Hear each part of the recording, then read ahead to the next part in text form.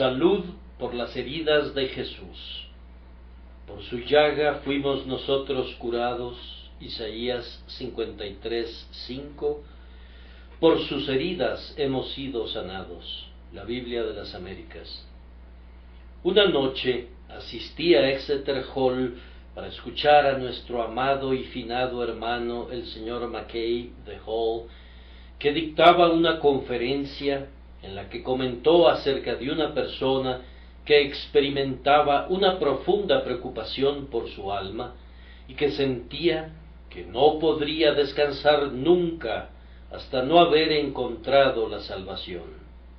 Así que, tomando la Biblia en su mano, se dijo: la vida eterna debe ser encontrada en alguna parte de esta palabra de Dios, y si se encuentra aquí, la encontraré, pues leeré el libro de principio a fin, rogándole a Dios en cada una de sus páginas, por si pudiera contener algún mensaje salvador para mí.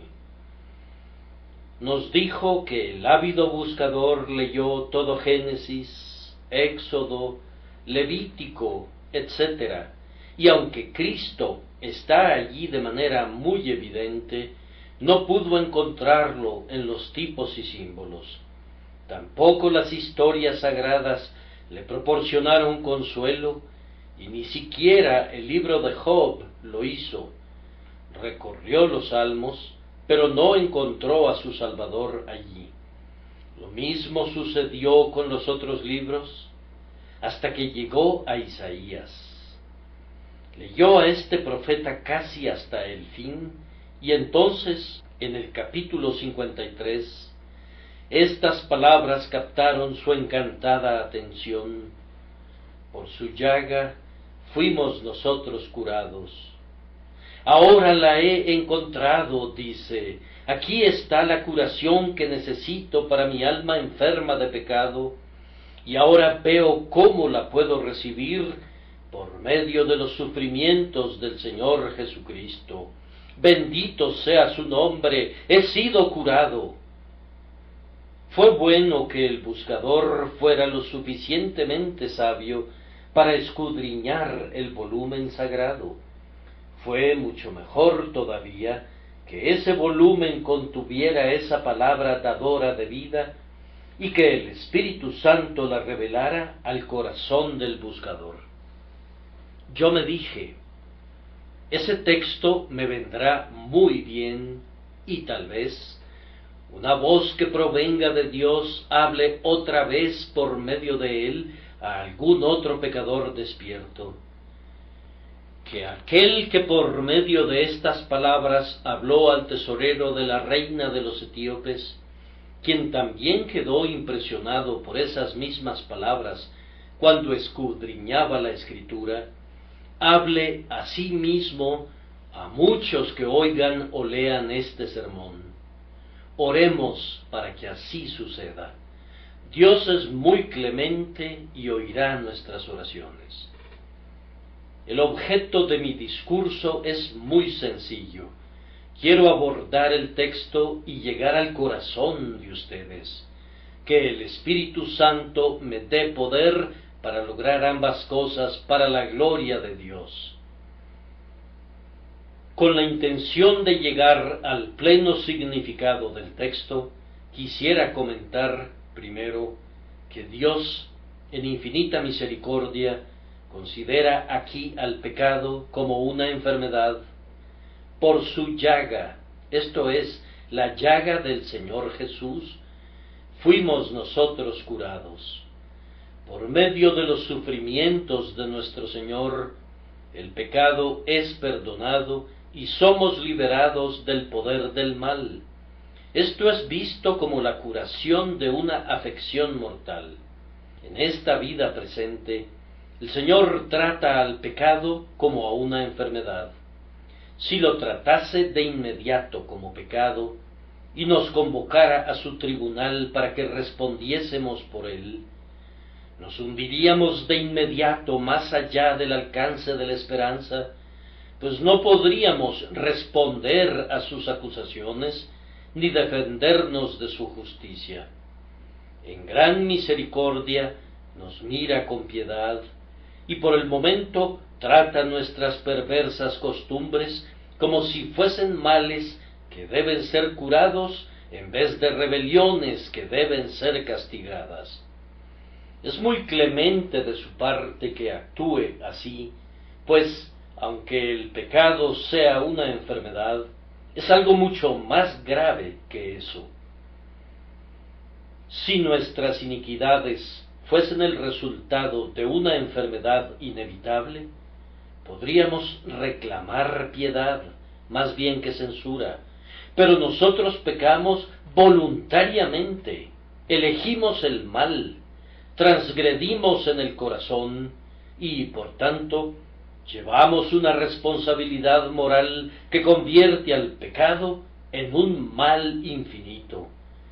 Nuestro pecado es nuestro crimen, más bien que nuestra calamidad. Sin embargo, Dios lo mira de otra manera por un tiempo, para poder tratar con nosotros sobre un terreno esperanzador. Él mira a la enfermedad del pecado y no mira todavía a la perversión del pecado. Y esto no carece de razón, pues los hombres que se entregan a vicios escandalosos son frecuentemente juzgados caritativamente por sus semejantes, pues los consideran no sólo enteramente malvados, sino parcialmente locos. Las propensiones al mal están usualmente asociadas con un mayor o menor grado de un desorden mental, tal vez también con una enfermedad física. De todas maneras, el pecado es una afección espiritual de la peor clase. El pecado es una enfermedad, pues no es esencial a la condición humana, ni es una parte integral de la naturaleza humana según fue creada por Dios. El hombre nunca fue más plena y verdaderamente hombre de lo que fue antes de la caída, y aquel que es llamado especialmente el Hijo del Hombre no hizo pecado, ni se halló engaño en su boca. Sin embargo, él era perfectamente hombre. El pecado es anormal, es un tipo de crecimiento canceroso que no debería estar dentro del alma. El pecado trastorna la condición humana, el pecado deshumaniza al hombre. El pecado es tristemente destructivo para el hombre, le despoja de su corona, de la luz de su mente y del gozo de su corazón. Podríamos mencionar muchas enfermedades atroces que son destructoras de nuestra raza, pero la mayor de todas ellas es el pecado. El pecado, en verdad, es el huevo fatal del cual han salido todas las otras enfermedades. Es el origen y la fuente de todas las afecciones mortales. Es una enfermedad porque trastorna todo el sistema del hombre, coloca a las facultades inferiores en un lugar más elevado, pues hace que el cuerpo gobierne al alma. El hombre debe montar en el caballo, pero en el pecador el caballo monta en el hombre. La mente debe mantener bajo control los instintos y las inclinaciones animales, pero en muchos hombres lo animal aplasta a lo mental y a lo espiritual. Por ejemplo, ¿cuántas personas viven como si comer y beber fueran los objetivos más importantes de la existencia? Viven para comer en vez de que coman para vivir. Las facultades son desquiciadas por el pecado y en consecuencia actúan caprichosa e irregularmente. No puedes contar con que cualquiera de ellas guarde su lugar. El equilibrio de las fuerzas vitales es gravemente turbado. De la misma manera que una enfermedad del cuerpo es llamada un desorden, así el pecado es el desorden del alma. La naturaleza está descoyuntada, descompuesta, y el hombre ya no es más un hombre, está muerto por causa del pecado, tal como fue advertido en tiempos antiguos. El día que de él comieres, ciertamente morirás. El hombre está dañado, magullado, enfermo, paralizado, contaminado, podrido por la enfermedad, justo en la proporción en la que el pecado hubiere mostrado su verdadero carácter. El pecado, como la enfermedad, opera para debilitar al hombre. La energía moral es averiada al grado que ya casi no existe en algunos hombres. La conciencia labora dentro de una fatal consunción y es gradualmente arruinada por un declive. El entendimiento ha sido lisiado por el mal y la voluntad está debilitada para hacer el bien, aunque se mantiene vigorosa para el mal. El principio de integridad y la resolución para practicar la virtud, en los que radica realmente la verdadera fortaleza del hombre, son socavados y minados por la maldad. El pecado es como un flujo secreto de sangre que despoja a las partes vitales de su esencial nutrimento.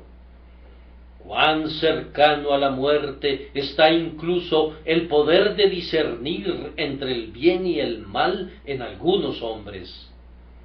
El apóstol nos dice que cuando éramos débiles, Cristo a su tiempo murió por los impíos, y esta debilidad es el resultado directo de la enfermedad del pecado que ha debilitado nuestra condición humana total. El pecado es una enfermedad que, en algunos casos, causa dolor y angustia extremos, pero que, en otras ocasiones, apaga la sensibilidad. Frecuentemente sucede que, entre más pecador sea un hombre, menos consciente está de su condición. Se comentaba acerca de un cierto notorio criminal, que muchas personas lo creían inocente porque, cuando fue acusado de asesinato, no evidenció la menor emoción. En ese calamitoso autocontrol había, a mi entender, una prueba presuntiva de su gran familiaridad con el crimen. Si una persona inocente fuera acusada de una gran ofensa, la simple acusación le horrorizaría. Es únicamente al sopesar todas las circunstancias y al distinguir entre el pecado y la vergüenza que se podría recobrar. El que puede cometer el acto vergonzoso no se sonroja cuando es acusado por ese acto. Entre más profundamente se hunda un hombre en el pecado, menos reconocerá que sea pecado. Igual que un hombre que consume opio, el pecador adquiere el poder de consumir mayores y mayores dosis de pecado, hasta el punto de que aquella dosis que mataría a otros 100 hombres tiene tan solo un ligero efecto en él. Un hombre que miente con facilidad difícilmente está consciente de la degradación moral involucrada en ser un mentiroso, aunque podría considerar como algo vergonzoso ser llamado así. Uno de los peores puntos de esta enfermedad del pecado es que sume al entendimiento en un estupor y causa una parálisis de la conciencia. Muy pronto, el pecado causará seguramente dolor, igual que otras enfermedades de las que la carne es heredera, y cuando llega su despertar, ¿cómo se sobresalta? La conciencia despertará un día y llenará de alarma y turbación al alma culpable, si no en este mundo, ciertamente en el mundo venidero.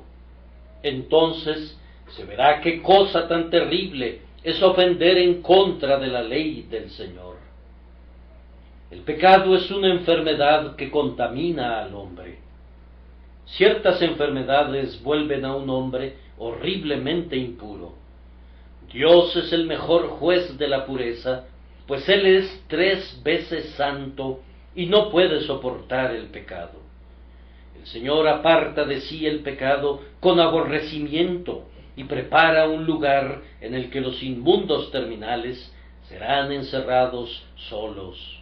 Él no morará con esos individuos aquí, y tampoco ellos podrán morar con Él en el cielo. Así como los hombres deben apartar a los leprosos y aislarlos, así la justicia debe dejar fuera del mundo celestial todo aquello que corrompa. Oh, mi querido oyente, ¿se verá forzado el Señor a echarte de su presencia debido a tu persistencia en la maldad? Y esta enfermedad, que es tan corruptora, es a la vez sumamente perniciosa para nosotros, por el hecho de que impide los goces y las ocupaciones más excelsos de la vida. Los hombres existen en el pecado, pero no viven verdaderamente. Como dice la Escritura, los tales están muertos aunque vivan.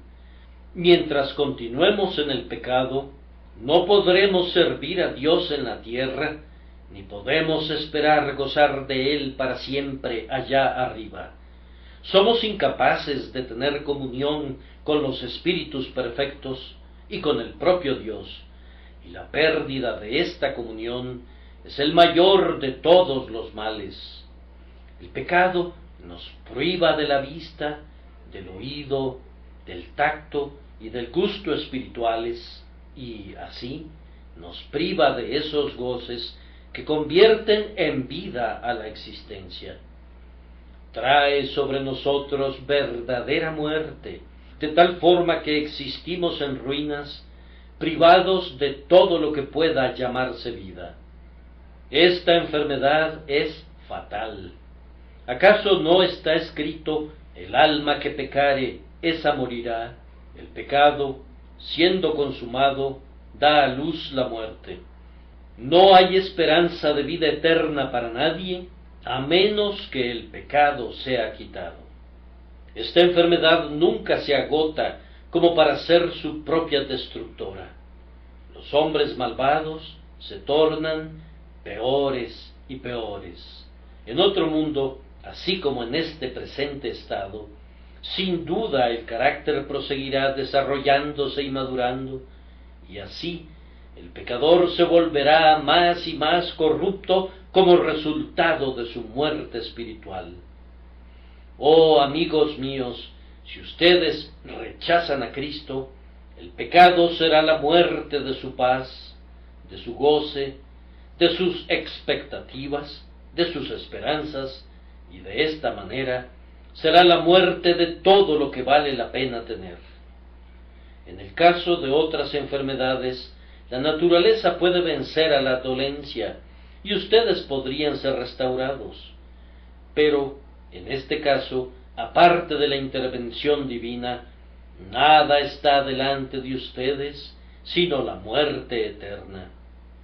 Dios, por tanto, trata al pecado como una enfermedad, porque es una enfermedad. Y quiero que sientan que así es, pues entonces agradecerán al Señor por tratar de esta manera con ustedes. Muchos hemos sentido que el pecado es una enfermedad y que hemos sido sanados de ella. O que otros pudieran ver cuán grandemente maligno es pecar contra el Señor. Se trata de una enfermedad contagiosa, contaminante, incurable y mortal. Tal vez alguien diga: ¿por qué mencionas estos puntos? Nos sumen en pensamientos desagradables. Lo hago por la misma razón dada por el ingeniero que construyó el gran puente tubular Menai. Cuando estaba siendo construido, algunos colegas ingenieros le comentaron: «Tú concibes todo tipo de dificultades». «Sí», respondió él, «las concibo para resolverlas». De igual manera nosotros nos extendemos en el tema del triste estado del hombre por naturaleza, para poder recomendar mejor el glorioso remedio del que tan dulcemente habla nuestro texto. Dios trata al pecado como una enfermedad, y Él declara aquí el remedio que ha provisto. Por sus heridas hemos sido sanados. Les ruego solemnemente que me acompañen con sus meditaciones durante unos cuantos minutos, mientras les presento las heridas del Señor Jesús. Dios resolvió restaurarnos y por ello envió a su unigénito Hijo, Dios verdadero de Dios verdadero, para que descendiera a este mundo y asumiera nuestra naturaleza para consumar nuestra redención.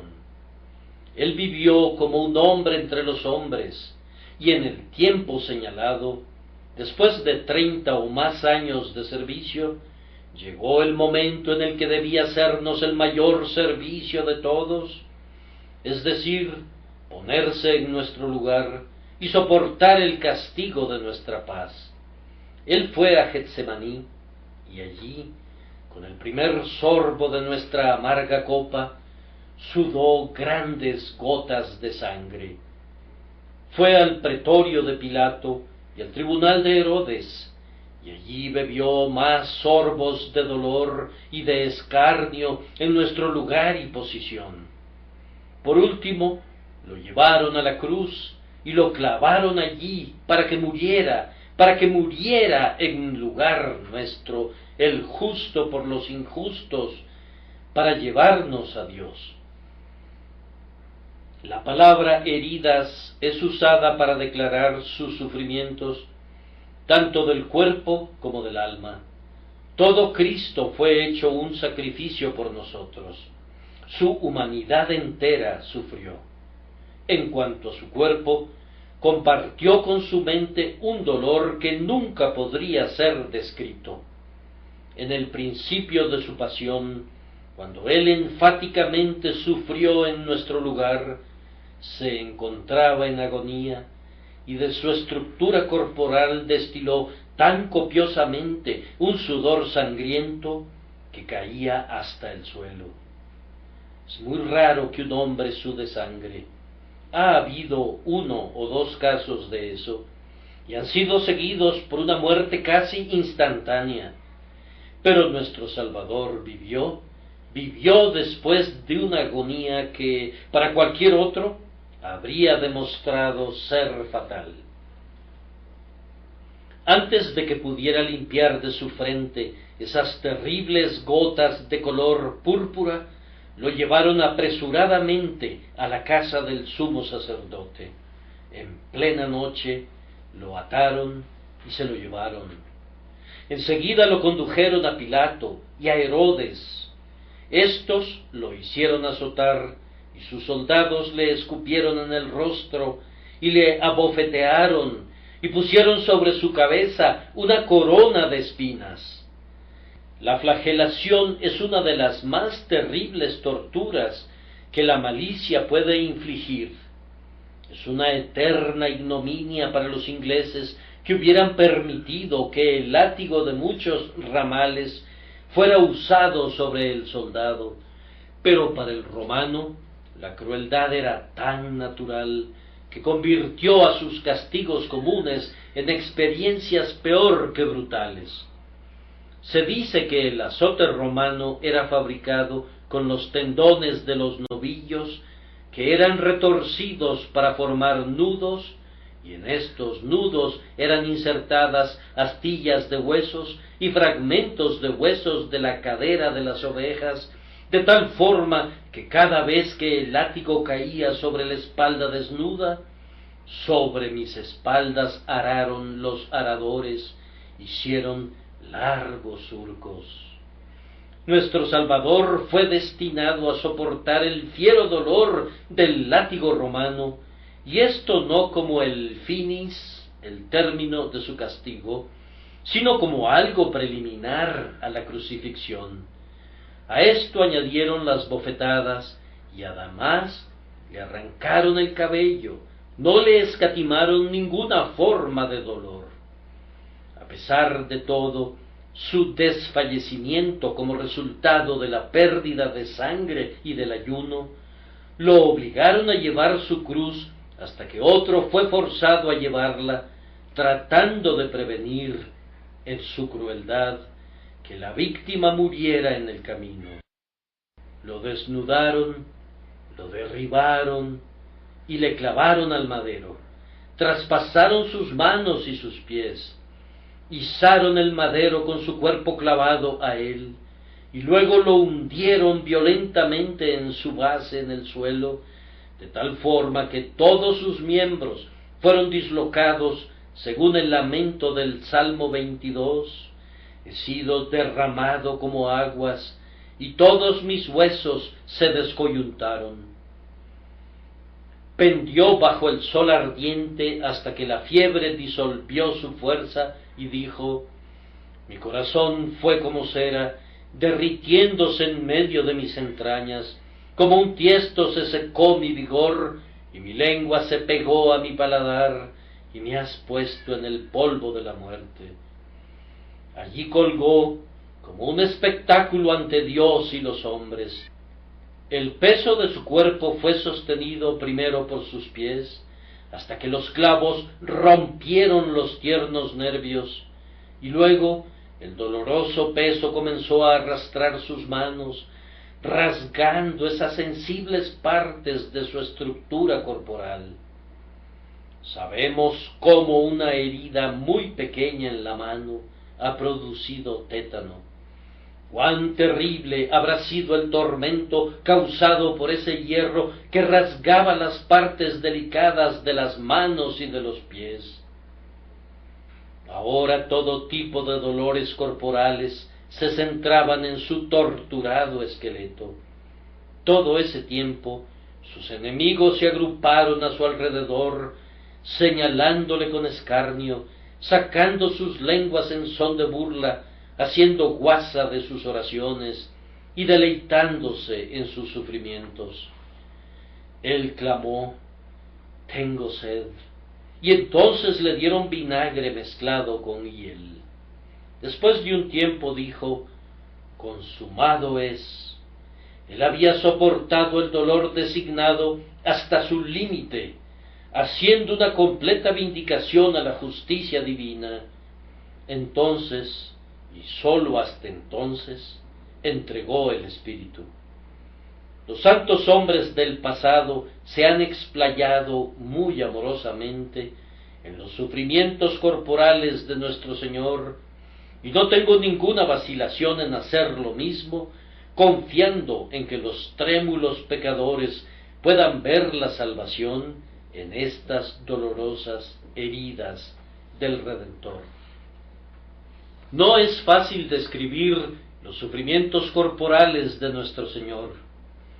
Reconozco que he fallado en el intento, pero los sufrimientos de su alma, que fueron el alma de sus sufrimientos, ¿quién podría concebir cuáles fueron siquiera, y mucho menos expresarlos? En el propio inicio les dije que sudó grandes gotas de sangre. Ese fue su corazón que estaba expulsando sus flujos vitales a la superficie a través de la terrible depresión de espíritu que le había poseído. Dijo: mi alma está muy triste hasta la muerte. La traición de Judas y la deserción de los 12 afligieron a nuestro Señor, pero el peso de nuestro pecado fue la presión real de su corazón. Nuestra culpa fue el lagar que exprimió de él el jugo de su vida. Ningún lenguaje puede expresar jamás su agonía ante la expectativa de su pasión. Entonces, cuán poco podemos concebir la pasión misma. Cuando estaba clavado en la cruz, soportó lo que ningún mártir hubiera podido soportar jamás, pues los mártires, al morir, han sido sostenidos de tal manera por Dios que se han regocijado en medio de su dolor. Pero nuestro Redentor fue abandonado por su Padre hasta el punto de clamar: Dios mío, ¿por qué me has desamparado? Ese fue el más amargo clamor de todos, la mayor profundidad de su insondable dolor. Sin embargo, era necesario que fuera desamparado, porque Dios ha de volver su espalda al pecado, y consecuentemente hubo de dar la espalda a aquel que fue hecho pecado por nosotros. El alma del grandioso sustituto experimentó un horror de sufrimiento en lugar de aquel horror del infierno en el que los pecadores habrían sido sumergidos si Él no les hubiera quitado el pecado cargando con él y no hubiera sido hecho maldición por ellos. Está escrito: maldito todo el que es colgado en un madero. Pero ¿quién sabe lo que significa esa maldición? El remedio por los pecados suyos y los míos es encontrado en los sufrimientos sustitutivos del Señor Jesús y únicamente en ellos. Estas heridas del Señor Jesucristo fueron sufridas por nosotros. Ustedes preguntan: ¿hay algo que debamos hacer para quitar la culpa del pecado? Yo les respondo: no tienen que hacer absolutamente nada. Por las heridas de Jesús somos sanados. Él ha soportado todas esas heridas y no queda ninguna para que las soportemos nosotros. Pero, ¿no debemos creer en Él? Sí, ciertamente. Si yo digo de un cierto ungüento que sana, no niego que necesiten unas vendas con las que puedan aplicarlo a la herida. La fe es el lino que sostiene el emplasto de la reconciliación de Cristo contra la llaga de nuestro pecado. El lino no sana, esa es la obra del ungüento. De igual manera, la fe no sana, esa es la obra de la expiación de Cristo. ¿Acaso replica algún interesado: pero seguramente he de hacer algo o sufrir algo? Yo respondo: no debes poner nada junto a Jesucristo, pues lo deshonrarías grandemente. Solo debes confiar en las heridas de Jesús y en nada más para tu salvación, pues el texto no dice: sus heridas ayudan a sanarnos, sino: por sus heridas hemos sido sanados. Pero debemos arrepentirnos, clama otro. Debemos arrepentirnos, en verdad, pues el arrepentimiento es el primer signo de curación. Pero las heridas de Jesús nos sanan y no nuestro arrepentimiento. Estas heridas, cuando son aplicadas al corazón, obran arrepentimiento en nosotros. Odiamos el pecado porque causó que Jesús sufriera.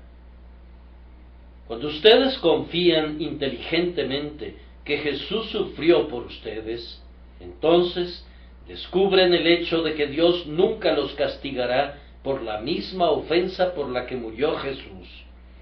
Su justicia no le permitirá ver que la deuda deba ser pagada primero por la fianza y luego otra vez por el deudor. La justicia no puede exigir una recompensa dos veces. Si mi fianza sangrante ha llevado mi culpa, entonces no puedo llevarla yo. Al aceptar que Cristo sufrió por mí, he aceptado una completa exoneración de la responsabilidad judicial. He sido condenado en Cristo y por tanto no hay ahora ninguna condenación posterior para mí. Este es el fundamento de la seguridad del pecador que cree en Jesús. Él vive porque Jesús murió en su lugar y posición y sitio. Y es aceptable delante de Dios porque Jesús es aceptado. La persona por quien Jesús es un sustituto aceptado debe quedar libre, nadie puede tocarle, es inocente. Oh, mi querido oyente, ¿tendrás a Jesucristo para que sea tu sustituto? Si es así, quedas libre. El que en él cree no es condenado. Así, por sus heridas hemos sido sanados. He tratado de presentar ante ustedes la enfermedad y el remedio. Ahora deseo notar el hecho de que este remedio es efectivo de inmediato donde quiera que se aplique. Las heridas de Jesús sanan efectivamente a los hombres. Nos han sanado a muchos de nosotros. No pareciera que pudiera efectuar un remedio tan grande, pero el hecho es innegable. Con frecuencia oigo que la gente dice: si tú predicas que la fe en Jesucristo salva a los hombres, serán descuidados acerca de vivir santamente. Yo soy tan buen testigo sobre este punto como cualquier otra persona, pues vivo cada día en medio de hombres que confían en las heridas de Jesús para su salvación, y no he visto ningún efecto pernicioso derivado de esa confianza. Más bien, he visto exactamente lo contrario. Doy testimonio de que he visto que los peores hombres se convierten en los mejores hombres cuando creen en el Señor Jesucristo. Estas heridas sanan de manera sorprendente las enfermedades morales de aquellos que parecían más allá de todo remedio. El carácter es sanado. He visto que el borracho se vuelve sobrio, que la ramera se vuelve casta, que el hombre colérico se vuelve gentil, que el avaro se vuelve liberal y que el mentiroso se vuelve sincero simplemente al confiar en los sufrimientos de Jesús. Si no los hicieran efecto hombres buenos, no harían nada por ellos, pues los hombres han de ser juzgados, después de todo, por sus frutos. Y si los frutos no son cambiados, el árbol no ha sido cambiado. El carácter lo es todo. Si el carácter no es rectificado, el hombre no es salvado. Pero nosotros decimos esto sin miedo de contradecirnos, que el sacrificio expiatorio, aplicado al corazón, sana la enfermedad del pecado. Si dudas de esto, inténtalo. El que cree en Jesús es santificado así como también justificado. Por fe se convierte a partir de ese momento en un hombre completamente cambiado. La conciencia es sanada de su remordimiento. El pecado aplastó el alma del hombre. Estaba exánime y abatido, pero en el momento en que creyó en Jesús, saltó a la luz. Con frecuencia pueden ver un cambio en el simple aspecto del rostro del hombre.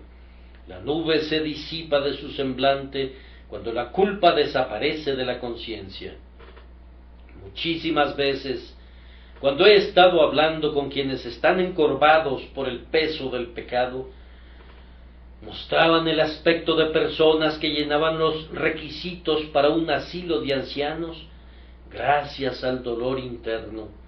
Pero cuando entendieron el pensamiento, Cristo sufrió por mí, y si confío en Él, tengo la señal de que lo hizo por mí y quedo limpio. Sus rostros fueron iluminados como si hubiesen tenido una vislumbre del cielo. La gratitud por tan grande misericordia causa un cambio de pensamiento hacia Dios, y de esta manera sana el juicio, y por este medio los afectos son orientados en la dirección correcta, y el corazón es sanado. Ahora ya no se ama más al pecado, se ama a Dios, y se desea la santidad. El hombre es sanado integralmente, y la vida entera es cambiada. Muchos de ustedes saben cuán felices los ha hecho la fe en Jesús, cómo los problemas de la vida pierden su peso y el temor de la muerte cesa de causar servidumbre. Ustedes se regocijan en el Señor, pues el bendito remedio de las heridas de Jesús es aplicado a su alma por la fe en Él. El hecho de que por sus heridas hemos sido sanados es un asunto evidente. Me tomaré la libertad de dar mi propio testimonio. Si fuera necesario, podría llamar a miles de personas, mis conocidos cotidianos, que podrían decir que con las heridas de Cristo han sido sanados, pero no por eso he de dejar de ofrecer mi testimonio personal. Si hubiese sufrido de una terrible enfermedad y un médico me hubiese dado un remedio que me sanara, no estaría avergonzado de contarles al respecto. Por eso quiero citar mi propio caso como un argumento para que ustedes busquen a mi médico. Hace años, cuando era joven, la carga de mi pecado era sumamente pesada para mí. No había caído en vicios degradantes y no habría sido considerado por nadie como un transgresor especial. Pero yo sí me consideraba así y tenía buenas razones para hacerlo. Mi conciencia era sensible porque estaba iluminada, y yo juzgaba que, habiendo tenido un padre piadoso y una madre llena de oración, y habiendo sido educado en los caminos de la piedad, yo había pecado contra mucha luz, y consecuentemente había un mayor grado de culpa en mi pecado que en el de otras personas que eran mis compañeros juveniles, pues no habían disfrutado de mis ventajas. No podía gozar de las diversiones de la juventud, porque sentía que había violentado mi conciencia. Buscaba mi aposento, y allí me quedaba solo, leía mi Biblia, y oraba pidiendo perdón, pero la paz no me llegaba. Leía una y otra vez algunos libros como Un llamado a los inconversos de Baxter y Origen y progreso de Doddridge. Me despertaba temprano en la mañana y leía los más densos libros religiosos que podía encontrar, deseando ser liberado de mi carga de pecado. No siempre era así de torpe, pero en algunos momentos el abatimiento de mi alma era muy grande. Las palabras del profeta llorón y de Job eran de la naturaleza que se adecuaba a mi lamentable caso. Yo habría escogido la muerte en lugar de la vida.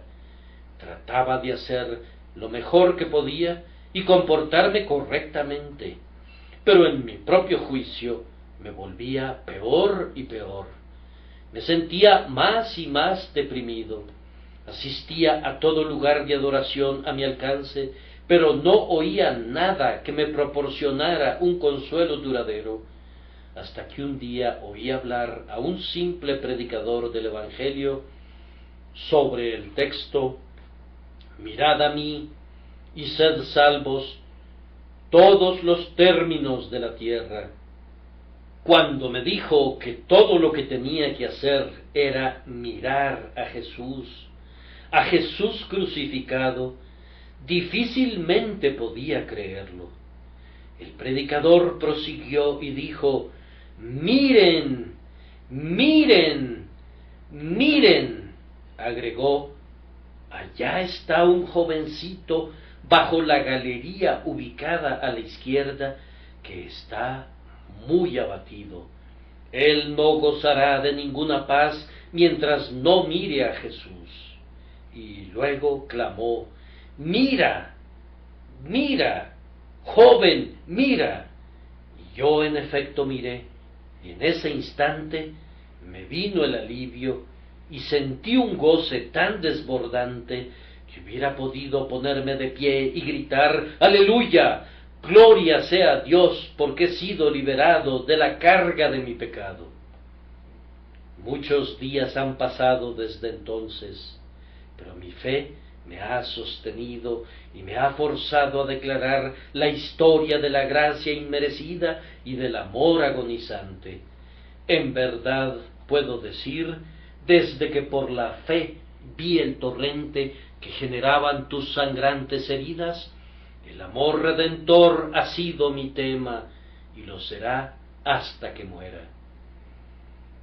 Yo espero poder incorporarme en mi cama en mis últimas horas y dar testimonio de las heridas que me sanaron. Espero que algunos jóvenes, sí, y también ancianos que me preceden, quieran de inmediato probar este remedio. Es bueno para todas las personalidades y para todas las edades. Por sus heridas hemos sido sanados. Miles y miles de nosotros hemos probado y comprobado este remedio. Hablamos de lo que sabemos y damos testimonio de lo que hemos visto. Que Dios conceda que los hombres reciban nuestro testimonio por medio del poder del Espíritu Santo. Necesito una conversación de unos cuantos minutos con aquellos que no hubieren probado este maravilloso cúralo todo. Tratemos esto cuerpo a cuerpo. Amigo, tú tienes necesidad, por naturaleza, de la salud del alma, igual que cualquiera de nosotros, y una razón por la que no te importa conocer el remedio es porque no crees que estés enfermo.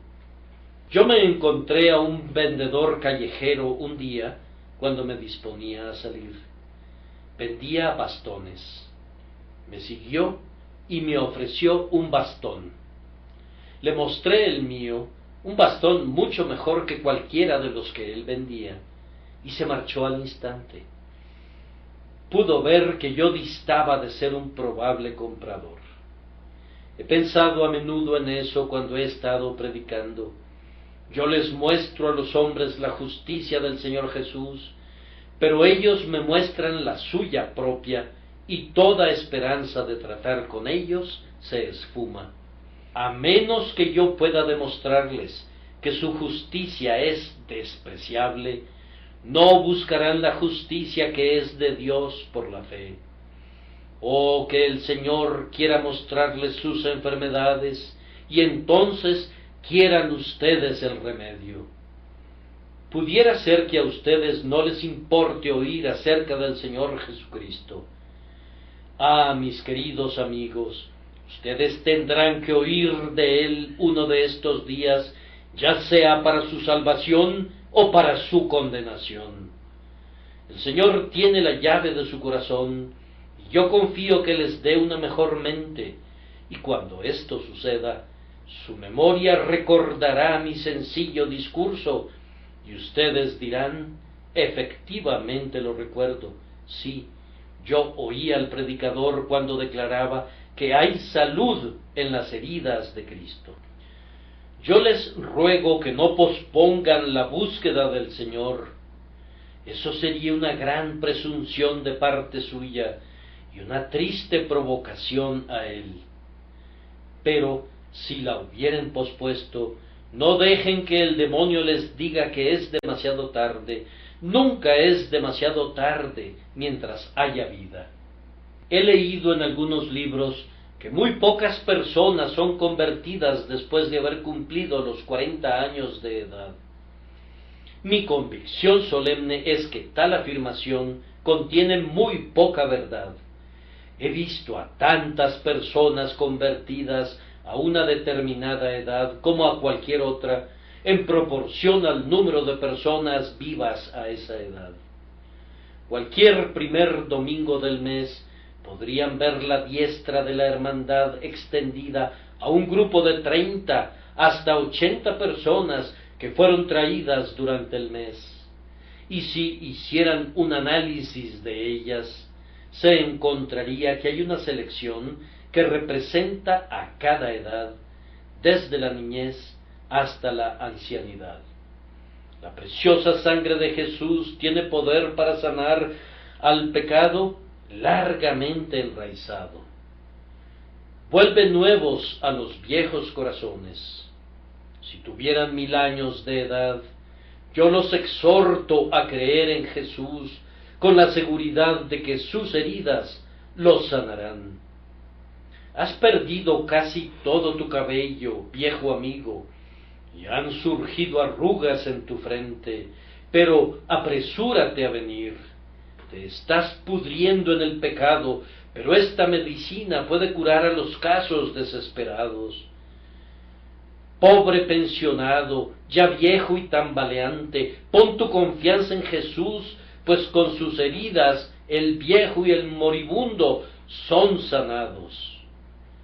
Ahora, mis queridos oyentes, ustedes, en este momento, ¿han sido sanados o no? ¿Han sido sanados por gracia o todavía sufren de su natural enfermedad? ¿Serían tan amables para con ustedes mismos como para investigar cuál de las dos opciones es la aplicable? Muchos dicen, nosotros sabemos lo que somos, pero algunas personas que son más precavidas replican, no lo sabemos con certeza. Amigo, tienes que saberlo, es preciso que lo sepas. Supongan que le preguntara a alguien, ¿estás en bancarrota o no?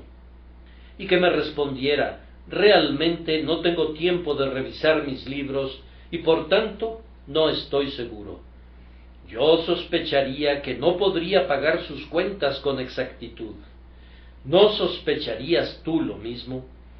Siempre que un hombre tenga miedo de revisar sus libros, sospecho que hay algo de lo que tiene miedo. Así, siempre que una persona dice, no conozco mi condición y no me importa pensar mucho al respecto de ella, podrían concluir con buena certeza que las cosas no marchan bien con él.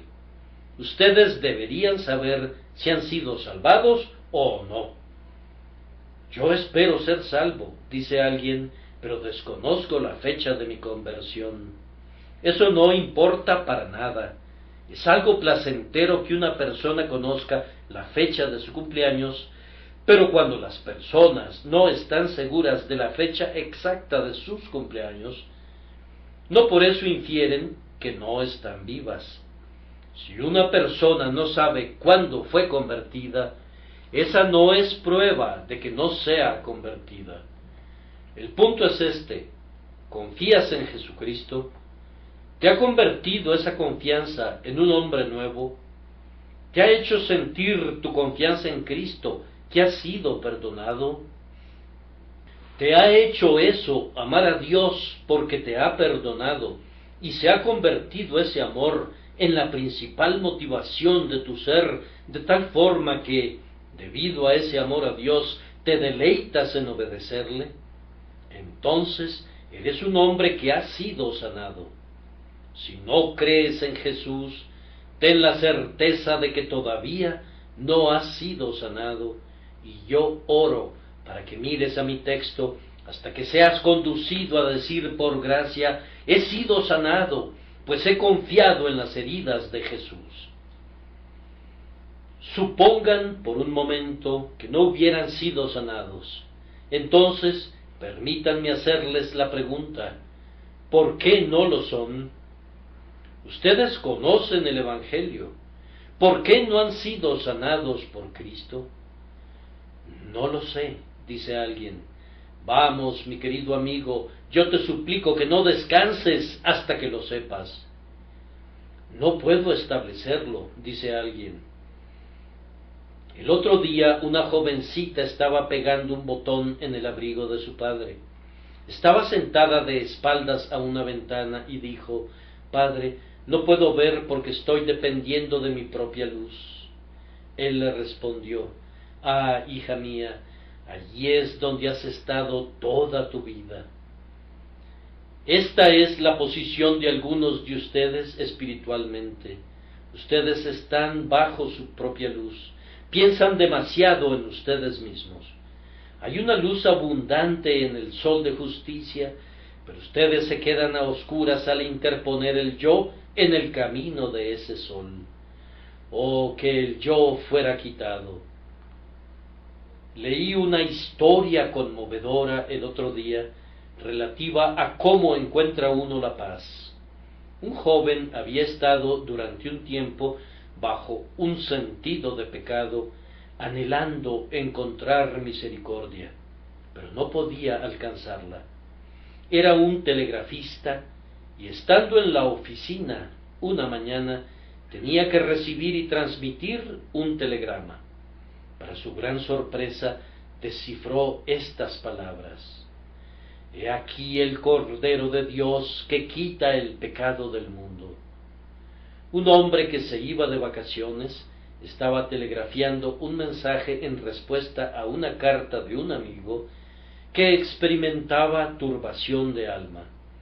El mensaje estaba destinado a otra persona, pero el telegrafista recibió la vida eterna conforme esas palabras se adentraron fulgurantes en su alma.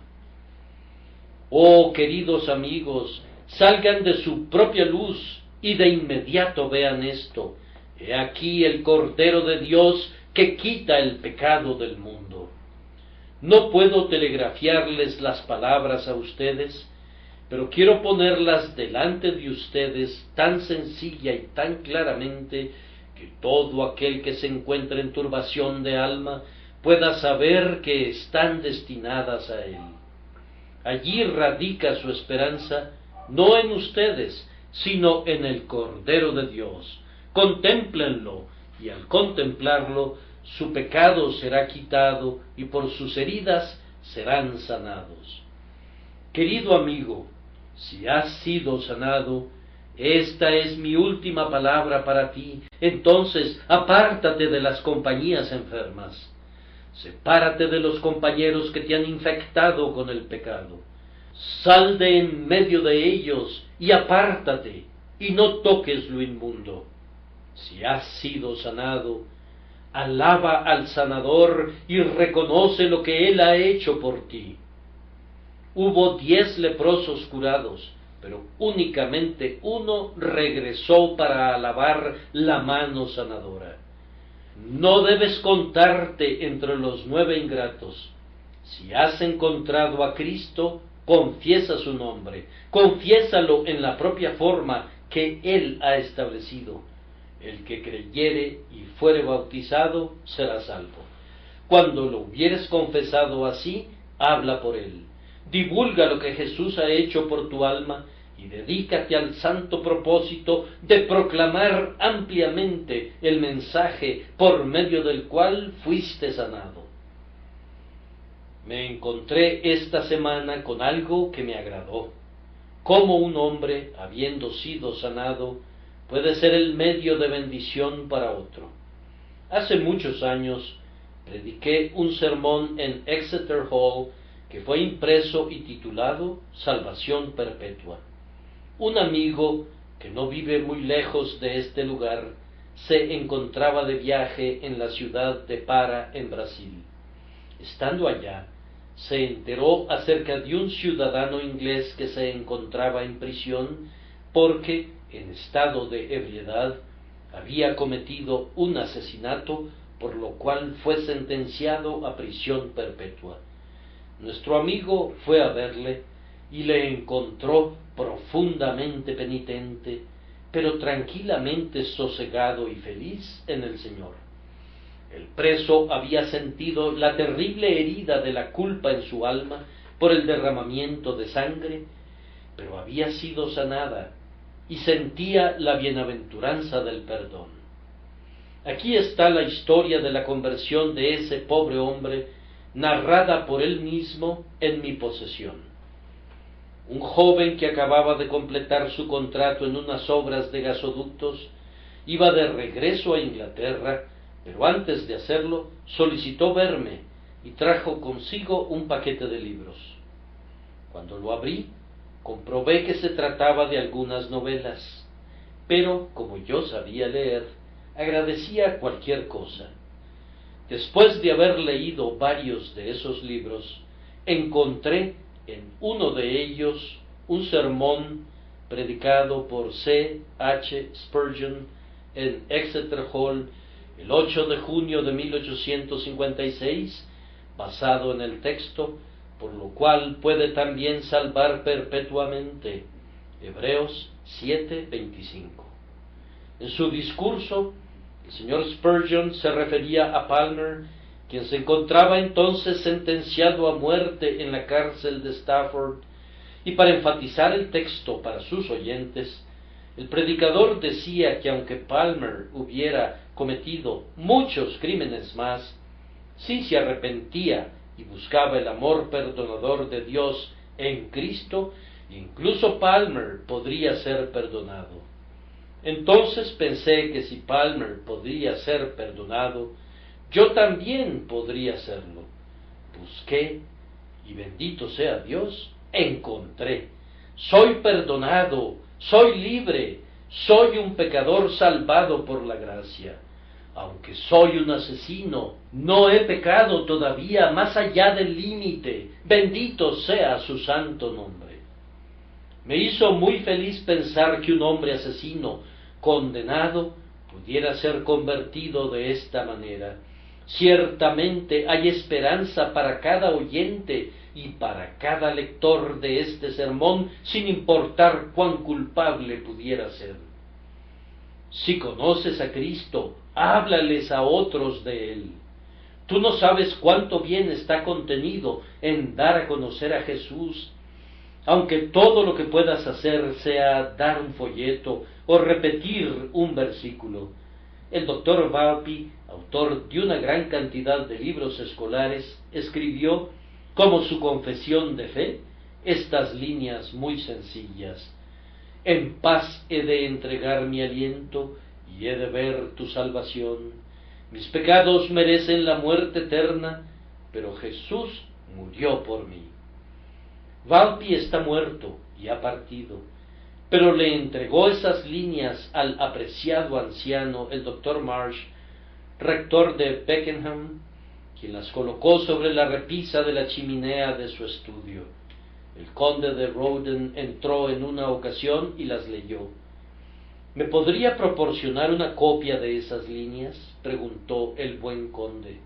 Con mucho gusto, respondió el Dr. Marsh, y procedió a copiarlas. Lord Rawdon las llevó consigo a casa y las colocó sobre su repisa.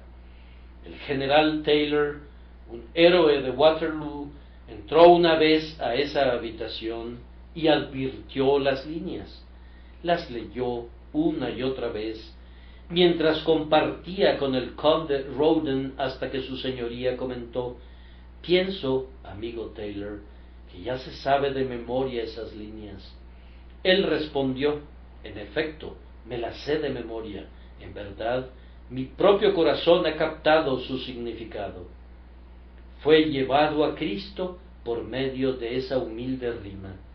El general Taylor a su vez entregó esas líneas a un oficial del ejército que era enviado a la guerra de Crimea. El oficial fue gravemente herido y regresó a casa para morir.